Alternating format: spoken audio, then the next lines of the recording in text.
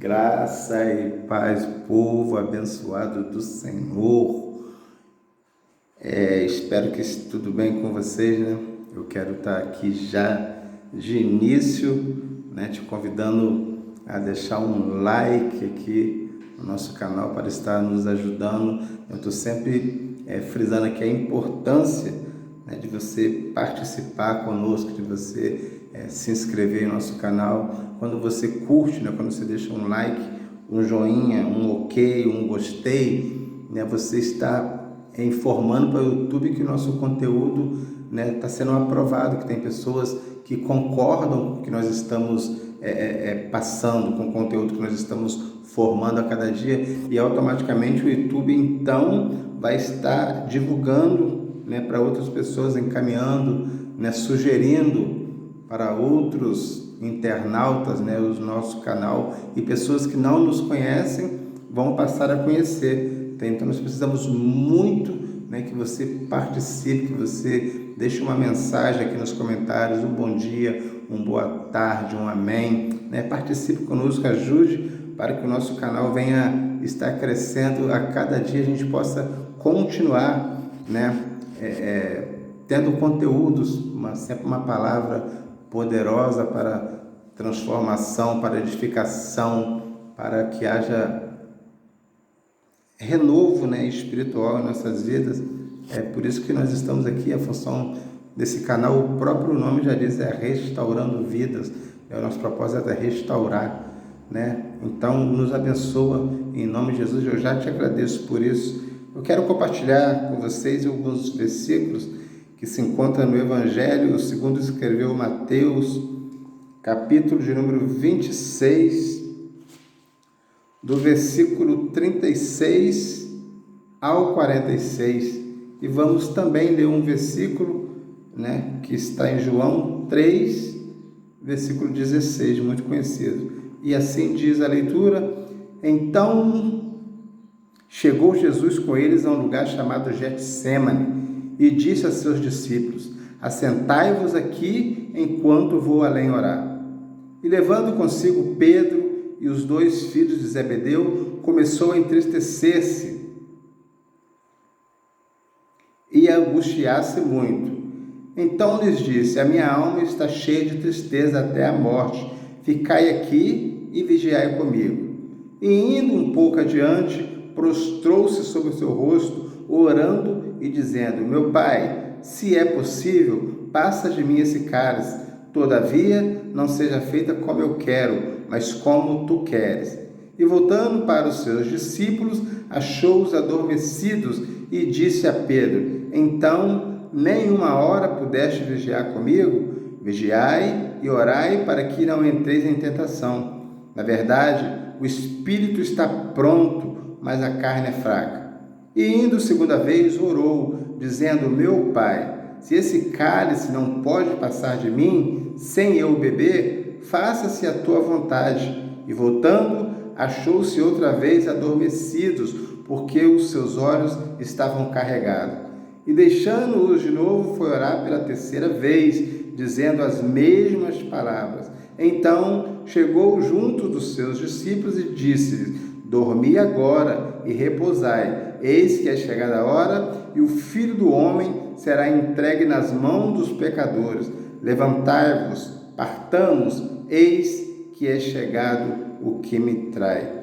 João, capítulo de número 3, apenas o versículo 16, a palavra de Deus diz assim: Porque Deus amou o mundo de tal maneira que deu seu Filho unigênito, para que todo aquele que crê nele não pereça, mas tenha a vida eterna. Nós vemos um Deus que enviou Jesus para exatamente esse processo, esse calvário, esse momento, né? Nós ouvimos às vezes, né, dizer que Satanás matou Deus, né? Que Satanás, o inferno estava em festa. Tem até músicas, né, evangélicas, louvores, que dizem que o inferno estava em festa quando Jesus morreu. Na verdade, quando Jesus morreu, o inferno estava desesperado, porque Satanás trabalhou todo o ministério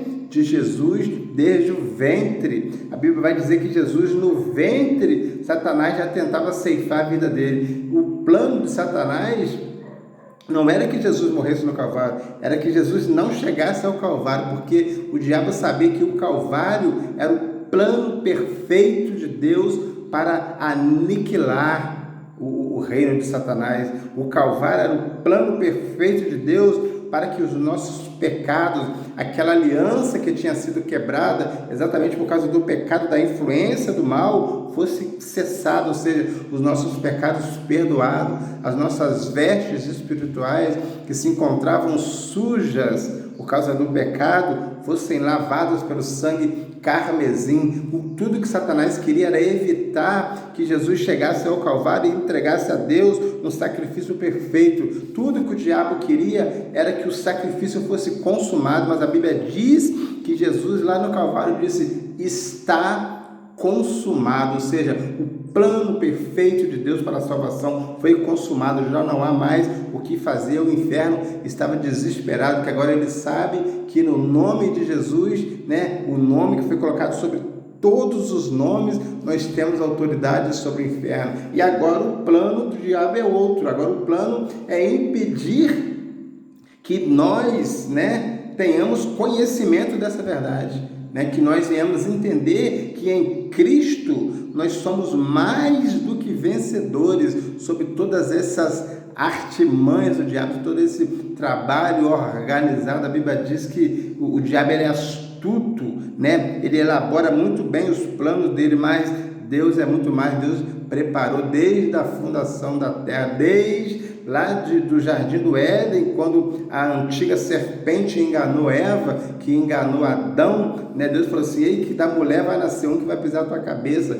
Ou seja, o diabo já entrou em desespero, o inferno já entrou em desespero, porque ele sabia que quando Deus dá uma palavra, não há nada que ele possa impedir. O que ele pode fazer é nos influenciar. O que ele pode fazer é nos instigar a que nós não venhamos cumprir aquilo que Deus determinou. Quando nós desistimos, quando nós retrocedemos, quando nós anulamos, quando nós rejeitamos esse plano de Deus, o plano que Ele tem para nossas vidas, o projeto, o sonho de Deus, não há nada nem que Deus possa fazer, porque Deus nos deu algo chamado livre-arbítrio e Ele não tira isso de nós. Ou seja, nós temos então que permanecer, permanecer no caminho, na verdade, não desistir. E o diabo investe todos os dias para que nós venhamos desanimar. Ele vai mostrar, que a nossa vida está pior do que antes, mas é impossível. Eu desafio alguém, que tenha se aproximado de Cristo e a tua vida tenha piorado. Isso é impossível acontecer. O que acontece é que nós demoramos a entender, porque nós precisamos começar a negar a nossa carne, os prazeres, porque tudo aquilo que é mal, tudo aquilo que é pecado, tudo aquilo que não agrada a Deus, Ele vai tirar de nossas vidas quando nós entregamos. E nós começamos a sentir falta, porque nós vivíamos nos erros, e o erro traz prazer, traz alegria para a carne, alimenta a nossa carne. Só que agora com Cristo, o propósito é que nós venhamos mortificar essa carne e vivificar o Espírito, porque Paulo disse que a carne e o Espírito, eles militam dia após dia, ou seja, até Jesus voltar vai ser assim, carne e espírito lutando todos os dias, porque a carne não se converte nunca. E Jesus, ele diz: vigiai e orai, porque na verdade o Espírito está pronto, ou seja, a gente sabe o que precisa ser feito, mas a carne é fraca, ou seja, ela vai nos puxar para o contrário. E a Bíblia vai dizer que então ali no Getsêmani, Jesus ele orava, ele clamava: Deus, Pai, se for possível, afasta de mim esse cálice. Ele disse aqui, eu vou ali orar porque a minha alma está cheia de tristeza até a morte, ou seja, até o momento de o martelo ser batido, ser selado aquele testamento, a nossa libertação, a nossa salvação, que seria logo ali na frente, no Calvário. A minha alma está aflita, porque quem falava ali era o Cristo, o homem, embora ele fosse 100% Deus, ele também era 100% homem. Jesus chorou, ele precisava se alimentar, ele tinha uma carne igual nós temos, ele estava sujeito às mesmas paixões que nós estamos, né? E ele venceu o mundo, né? Mas naquele momento do Calvário, e a Bíblia vai dizer que ele levou alguns discípulos com ele, e diz assim, vigiai e orai comigo, por um momento, mas os discípulos não conseguiam. Eu posso imaginar que o próprio Deus não permitiu que os discípulos estivessem ali com ele, porque há momentos, igreja, irmão, minha irmã, meu amigo e minha amiga, que Deus não vai permitir que ninguém esteja do nosso lado, nem o próprio diabo. Não tinha ninguém, era só Jesus, era só ele, um momento que ele tinha que decidir, ele sabia exatamente o que ele tinha que fazer. A decisão era dele, mais ninguém. Então, há momentos que nós não podemos culpar ninguém, um esposo, um pai, um filho, um pastor, né, ou um pai de santo, ou qualquer pessoa, ou qualquer criatura. Nós não podemos culpar ninguém, porque há momentos que Deus vai nos deixar sozinhos, com a mente sã. Nós sabemos exatamente o que Deus quer que nós façamos, e a decisão é nossa. E naquele momento ele saberia a dor, porque a dor que ele passaria seria a ausência do Pai, porque a Bíblia diz que Cristo, ele se fez pecado, e o pecado, ele é abominado por Deus. Deus ama o pecador, mas ele abomina o pecado. E Jesus não se tornou um pecador, ele se tornou o próprio pecado. Eu posso imaginar que Deus não conseguia sequer olhar para aquela cruz, porque ali estava o pecado da humanidade ali, aquela negritude, aquela coisa horrível estava ali. Jesus, ele se tornou o pecado, ele levou sobre si todas as nossas enfermidades, todas as nossas transgressões. Eu posso imaginar a dor de Cristo, sabendo que era necessário ele passar por tudo aquilo ali. A carne dele não queria, mas ele sabia, ou seja, o Espírito impulsiona, você precisa fazer o que é certo, porque você sabe, mas a nossa carne, ela não quer. E Jesus disse assim, vigiai, orai, porque o Espírito está pronto, mas a carne, ela é fraca. Tem essa palavra como um incentivo de Cristo. Nós temos um Deus aqui, que não é um Deus que está lá no céu, né? Que nos vê como bonecos, né? Marionetes, que ele faz aqui, não. Nós temos um Deus que se fez homem, um Deus que abriu mão de toda a tua glória, da plenitude dos céus, de tudo que há, para estar aqui, onde eu e você está, para mostrar para você e para mim que é possível. Sim, ele se fez homem e conseguiu.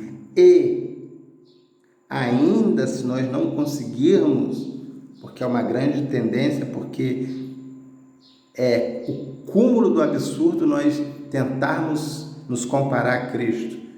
Em hipótese alguma nós podemos fazer isso. Ainda assim, se nós falharmos, que há uma grande tendência, a Bíblia diz que ele é nosso advogado diante de Deus, ele é o nosso intercessor.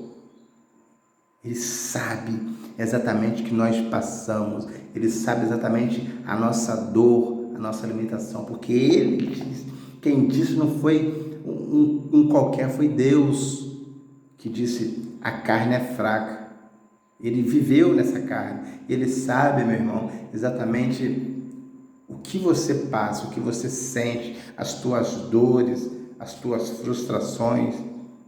Ele sabe exatamente, e o propósito de Cristo é exatamente nos ajudar, nos levantar, que nós venhamos abraçar essa oportunidade, venhamos ter esse Cristo não como alguém que veio para julgar, para apontar, que ele mesmo disse, eu não vim para julgar o mundo, mas eu vim para que o mundo fosse salvo. Tenha Cristo como teu amigo, porque é o que ele é. Ele não é nada além disso, um amigo, um aliado teu, para te ajudar, para te levar diante de Deus. Nas tuas fraquezas ele vai ser tua força, nos teus momentos de queda ele vai te levantar, quando você estiver fraco ele vai te fortalecer. Ele é o Deus Filho, e ele veio para nos resgatar das nossas frustrações, dos nossos fracassos, dos nossos desenganos, dos nossos desencontros. tenha essa palavra como um incentivo para você. Não fuja de Jesus, mas corra para os braços dele. Ele vai nos orientar, cada dia nos ajudar. Eu quero repetir aqui uma palavra que eu sempre digo nas minhas ministrações, porque isso é fundamental, que aquele que começou a boa obra em nós, ele é fiel e poderoso para aperfeiçoá-la até o dia da tua vinda. Ele disse que ele recebeu do próprio Pai o poder para dar e para tomar de volta. O diabo não tem mais poder do que Deus. Nunca terá. O mundo não tem mais poder do que Deus. Às vezes a gente acha que por nós estarmos, às vezes por caminhos tão longe, parece que não tem volta. Tem. Porque aquele que nos chamou, se você entregou a tua vida para Ele, Ele não vai te lançar fora, Ele vai te ajudar, te orientar. Se você ainda não entregou a tua vida para Ele, eu quero te convidar. Convide esse Cristo, se entregue, feche os teus olhos e clame e fala: Senhor, se apresente a mim. Eu quero reconhecer, eu quero viver esse amor, eu quero receber esse Espírito que me traz vida. E a Bíblia diz que é vida abundante. O inimigo veio para roubar, matar e destruir. A Bíblia diz que o salário do pecado é a morte. Essa é a sentença do inferno. Mas a Bíblia diz que o dom gratuito de Deus é a vida e é vida eterna. Tome posse dessa palavra. E mais uma vez eu quero te pedir que você ajude o canal Restaurando Vidas a crescer. Nos impulsione. Curta essa mensagem. Deixa um joinha, compartilhe com os teus amigos. Se você ainda não se inscreveu, é muito fácil, logo aqui embaixo, você vai ver assim, inscreva-se, clica e você já está inscrito. Acione o sininho de notificações para toda vez que nós lançarmos um conteúdo novo, o YouTube vai te informar. E seja abençoado em nome de Jesus. Um abraço.